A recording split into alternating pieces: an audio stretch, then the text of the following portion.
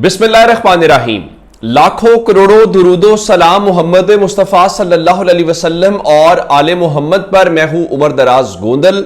मैंने आपको आज बताया था कि तोशा खाना 2 केस के अंदर इस्तगासा ने अपनी प्रोसिक्यूशन क्लोज कर दी है। उनके 2 आखिरी गवाहों के बयानात रिकॉर्ड हो गए हैं और 24 सितंबर को बस वकील सफाई जो दोनों तरफ से हैं, बुशरा साहबा के और इमरान खान साहब के, वो उनके ऊपर अपनी इजरा करेंगे और केस अमलन कंक्लूड हो जाएगा।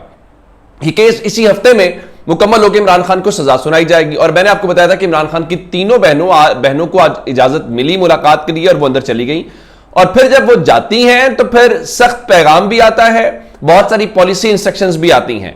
नंबर 1 मैं आपको एक जोक सुनाना चाहता हूं जो इमरान खान ने मजमूई तौर पर सूरत हाल का भी बड़े बेहतर अंदाज में हवाला दिया है, और आप सुनेंगे तो आपको लगेगा कि खान साहब जेल में रह के उनकी सेंस ऑफ ह्यूमर कैसी है और क्या वो आजकल कह रहे हैं। एक तो आज इस चीज से पता यह चलता है कि इमरान खान साहब ने जो इंडिया पाकिस्तान के दोनों होने वाले मैचेस हैं, उन मैचेस को देखा है और उन मैचेस को देखने के बाद उन्होंने एक तजवीज दी है कि अगर पाकिस्तान ने मैच जीतना है, और मैच तब जीतना है जब मोहसिन नकवी क्रिकेट बोर्ड के चेयरमैन हूं, तो उनका उसकी एक ही सूरत है जिसमें पाकिस्तान जीत सकता है कि मोहसिन नकवी और फील्ड मार्शल ओपनर जाएं, सिकंदर सुल्तान राजा और काजी फायज ईसा अंपायर हूं और सरफराज डोगर थर्ड अंपायर हूं। यह एक सूरत है मौजूदा सूरत हाल में जो टीम की है। उनके मुताबिक अगर यह एक गेम प्लान बने तो उस गेम प्लान की सूरत में पाकिस्तान मैच जीत सकता है। अब मैंने ये कहा कि इमरान खान ने जो गेम प्लान दिया है वो दिलचस्प भी है और तवज्जो तलब भी है, और उसकी वजह क्या है कि इमरान खान खुद साबिक क्रिकेटर हैं और आम क्रिकेटर नहीं है, एक लेजेंड किस्म के क्रिकेटर हैं जिनको दुनिया आज भी फॉलो करती है, उनके तबसरे को संजीदगी से लिया जाता है और उनकी एक से है। तो अब उसके बाद उन्होंने एक और जो बात की, वो जो मैं एस्टैब्लिशमेंट की लाइन कटने के हवाले से मैं अमलन आपको बताऊं तो अब पाकिस्तान तहरीक खान साहब की स्टेटमेंट से पहले बात कह रहा हूं कि तहरीक इंसाफ को 2 चीजों में से एक का इंतखाब करना है और जितनी जल्दी हो उसका इंतखाब कर लेना है, वरना आपको नुकसान होगा। वो क्या? उन्होंने तो जो कहा सो कहा। मेरा ख्याल यह है कि तहरीक इंसाफ को हुकूमत और उसूल, इन 2 में से एक इंतखाब करना है। आप इसमें जितनी ताखीर करेंगे आपको एज ए पार्टी नुकसान होगा। कैसे? आज इमरान खान ने कहा कि अली अमीन गंडापुर, बैरिस्टर गौहर और बैरिस्टर सैफ को वाज़ेह हुक्म दे रहा हूं कि एस्टैब्लिशमेंट से राब्ते खत्म करो, आइंदा किसी से राब्ता ना किया जाए। अगर एस्टैब्लिशमेंट में से किसी ने बात करनी है तो मुझसे आकर अडियाला में करे। अब इमरान खान लाइन काट रहे हैं। इससे एक बात और भी पता चलती है, अगर इमरान खान कह रहे हैं कि राब्ते खत्म करो तो इन शख्सियात के जिनके वो नाम ले रहे हैं, इट मीन्स के किसी लेवल के ऊपर इनके राब्ते हैं और राब्ते थे, और उसकी बुनियाद के ऊपर ही इमरान खान कह रहे हैं कि उन राब्तों को खत्म किया जाए। अच्छा, इमरान खान ने जो फौजी ऑपरेशंस के हवाले से आज एक बार फिर वो नापसंदीदगी का इजहार किया है और उनका ख्याल है कि होना चाहिए, इसको ख़त्म होना चाहिए और ये नहीं होने चाहिए। वो वादी तिरा में जो कुछ हुआ मैं उसके ऊपर आपको आगाह करता हूँ। और सबसे इंपॉर्टेंट डेवलपमेंट आज इमरान खान की सऊदी अरब मुआहदे के ऊपर कमेंट था और उन्होंने इसका खैर मकदम किया और कहा यह खुश आइंद है और मुकद्दस मकामात की हिफाजत हर पाकिस्तानी के लिए फ़ख्र की बात है। बिल्कुल एक सच्चे मुसलमान, एक पक्के पाकिस्तानी की तरह इमरान खान का जो फितरी रद्द-ए-अमल है, और मैंने आपको कहा था कि इमरान खान का यही रद्द-ए-अमल होगा। और इमरान खान से बेहतर कौन, चूंकि ये मुस्लिम लीग नून से मुआहिदा नहीं है, पाकिस्तान से है, और ये इमरान खान की हुकूमत आएगी तो भी ये मुआहिदा उसी तरह से काबिल अमल रहेगा। तो मेरे ख्याल से इमरान खान ने इसमें कोई ऐसी बात नहीं की जो अनप्रेसिडेंटेड या बहुत हट की हो। बिल्कुल उन्होंने दुरुस्त कहा, और मैं तो कम अज कम यही पहले भी एक्सपेक्ट कर रहा था। अब 27 सितंबर के जलसे के हवाले से इमरान खान ने अली अमीन गंडापुर को और जुनैद अकबर को मिलकर काम करने के हवाले से कहा है कि 27 सितंबर पेशावर जलसे में दोनों मिलकर काम करें। अली अमीन गंडापुर जो है इंतजामी मामलात को देखे और पूरी पार्टी अली अमीन गंडापुर की मदद करे और इस जलसे को कामयाब बनाया जाए।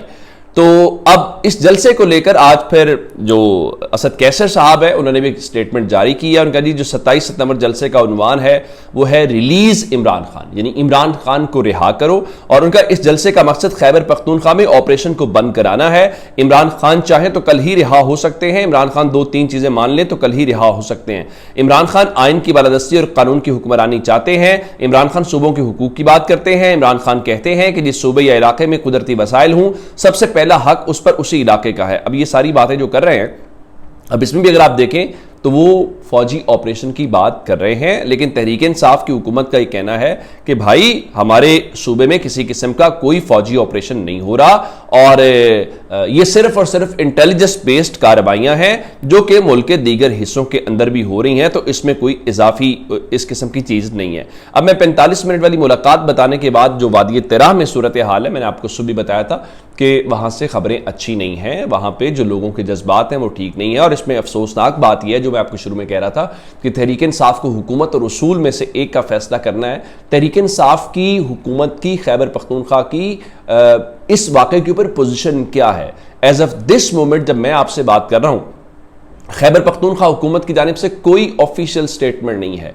वजीर आला खैबर पख्तूनख्वा इसके ऊपर खामोश हैं। भाई क्या वाकया हुआ है, अगर कोई वाकया हुआ है तो अब तक इक़दामात क्या उठाए गए हैं, किस बुनियाद के ऊपर हुआ है, कौन करने वाला, ये सारी तफसीलात आपको देनी है। और उसके बाद उनके जो MNA है वादी तिराह से, MNA इकबाल आफरीदी साहब वो एक एहतजाज कर रहे हैं। पहले खबरें आई कि वो किसी अस्करी तनसीब की तरफ, फिर उनका नहीं जी हम तो गवर्नर हाउस जो कि विफाक के नुमाइंदे हैं हम उनकी तरफ जा रहे हैं और हम अपने जनाजों के या इन डेड बॉडीज़ के साथ जा रहे हैं और हो सकता है कि हम इस्लामाबाद की तरफ जाएँ। तो ये एक बहुत गैर मामूली सूरत हाल है, हमें फौरी तौर पर उसमें मुदाखलत करनी है। अगर कोई गलती की गई है, गलती हुई है, फौरी तौर पे जो बड़े हैं उनको इन्वॉल्व होकर उसमें माजरत करनी चाहिए और कॉम्पनसेशन करनी चाहिए। और या अगर वो कोई गलती नहीं मानता, कोई और वजह ना, कोई बात सामने आनी चाहिए। इसको आवाम को इस तरह से ये ना करें, ये जज्बात भड़केंगे और इसके बीच में जो हम सब का दुश्मन है वो भी कहीं ना कहीं अपना हिस्सा डालेगा। सो मेरा ख्याल है समझदारी का मुजाहरा करना चाहिए और रियासत को भी, हुकूमतों को भी, सियासी जमातों को भी ये ऐसा मामला नहीं जिसको आप ऐसे ही छोड़ दें, उसका नुकसान होगा, उसका फायदा नहीं होगा, ना मुल्क को फायदा होगा ना किसी फर्द को फायदा होगा।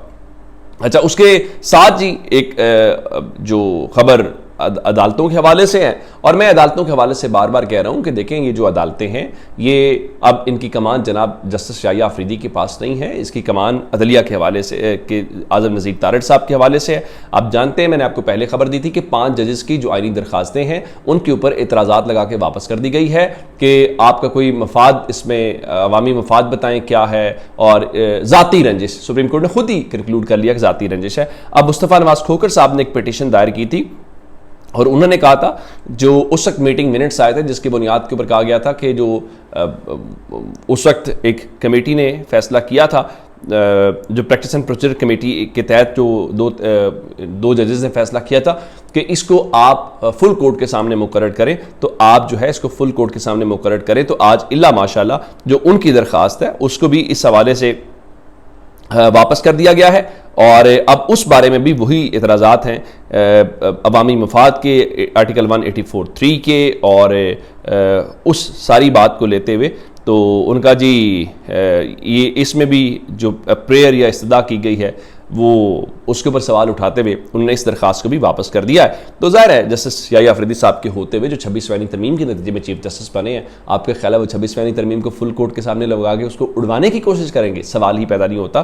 फिर आज जो 45 मिनट की मुलाकात है वो आज अमेरिका की जो नाज़िमुल उमूर हैं यहाँ पर पाकिस्तान नेटी बेकर, वो सुप्रीम कोर्ट पहुंची और उन्होंने वहाँ पर 45 मिनट मुलाकात की और उन्होंने अटर्नी जनरल के साथ मुलाकात की है और बाहमी दिलचस्पी के जो उमूर है उनके ऊपर तबादला ख्याल किया। इससे पहले हमने ये देखा कि जो IMF वाले हैं वो भी जाते रहे सुप्रीम कोर्ट, और फिर हमने यूरोपीय यूनियन और दीगर सबको भी देखा, कुछ नहीं हुआ। उसकी वजह यह है कि उनको इससे कोई फर्क नहीं पड़ता कि पाकिस्तान के लोगों के साथ क्या, उनके लिए इंपॉर्टेंट यह है कि उनके मफादात का ख्याल रखा जा रहा है। सिस्टम उनके मफादात का ख्याल तो रख रहा है, उनका रख रहा है, तो फिर आपके और मेरे लिए उनको क्या फिक्र हो सकती है? या हम कैसे सोच रहे हैं कि वो उनको स्क्रू टाइट करेंगे और कहेंगे हाँ हाँ ये नहीं करें।